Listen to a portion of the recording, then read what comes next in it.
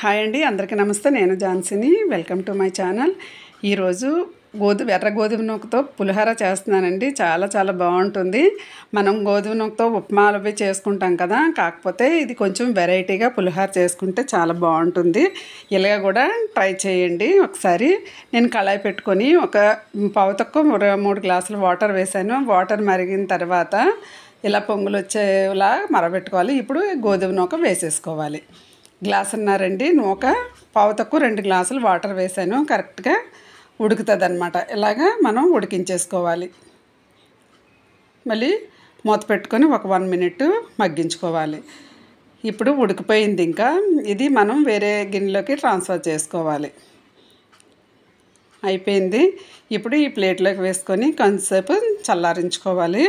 ఇప్పుడు దాంట్లోకి పసుపు, అలాగే మనం సాల్ట్ ముందు వేసాను కాబట్టి కొంచెం సాల్ట్ వేసుకొని మొత్తం కలిపేసుకోవాలి. ఇలా ఉంది కానీ చల్లారిన తర్వాత పొడిగా ఉంది. నేను ఒక 2 పెద్ద లెమన్స్ అన్నమాట ఇవి. ఒక 2 లెమన్స్ వేసాను, సరిపోయింది. ఇప్పుడు కళాయి పెట్టుకొని ఆయిల్ వేసుకొని పల్లీలు వేయించుకున్నాను. ఇప్పుడు జీలకర్ర, అలాగే ఆవాలు, శనగపప్పు, మినపప్పు పోపులు వేసుకొని వేయించుకోవాలి. ఇలా వేగిన తర్వాత పచ్చిమిర్చి, ఎండుమిర్చి, కరివేపాకు కూడా వేయించుకోవాలన్నమాట. ఇప్పుడు మనకి ఇందులోకి ఇంగు వేసుకుంటే బాగుంటుంది. అందుకు నేను ఇంగు వేసాను. కొంచెం స్మెల్ బాగుంటుంది, అలాగే టేస్ట్ కూడా చాలా బాగుంటుంది. ఇలాగా పోపు అంతా వేగిన తర్వాత మనం తీసుకొని పసుపు కలుపుకొని పక్కన పెట్టుకున్నాం కదా, దీంట్లో వేసేసుకోవాలి. ఇలా వేసుకొని మొత్తం కలిపేసుకోవాలన్నమాట. ఇలా కలుపుకున్న తర్వాత మూత పెట్టకుండా మనం కొంచెం సేపు ఉంచాలి. అప్పుడు చక్కగా పొడిగా అవుతుంది. టేస్ట్ అయితే మాత్రం చాలా బాగుంది. చూసారా, కలర్ఫుల్గా. మనం ఒక్కొక్కసారి లంచ్ బాక్స్ కూడా తీసుకెళ్ళొచ్చు. ఇది చక్కగా స్పూన్ పట్టుకొని లంచ్ బాక్స్ పిల్లలకైనా సరే పెట్టచ్చు.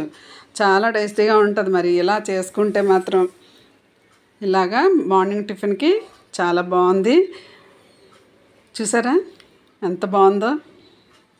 చాలా పొడిగా అయిపోద్ది అనమాట కొంచెం ఆరిన తర్వాత. ఇదిగో పొడిగా అయ్యింది చూడండి.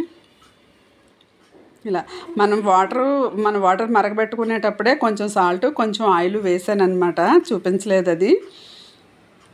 ఆయిల్ ఎందుకంటే చక్కగా పొడిగా ఉంటుంది కదా అని ఆయిల్ కొంచెం వేసాను. ఉప్పు సరిపోకపోతే మళ్ళీ ఇందాక వేసాను అనమాట. అది చూసారు కదా. ఈ పల్లీలు అవి, ఇందులో జీడిపప్పు కూడా వేసుకోవచ్చు. చాలా టేస్టీగా ఉంది, వెరైటీగా ఉంటుంది. నా వీడియో నచ్చితే లైక్ చేయండి, సబ్స్క్రైబ్ చేయండి. Thank you for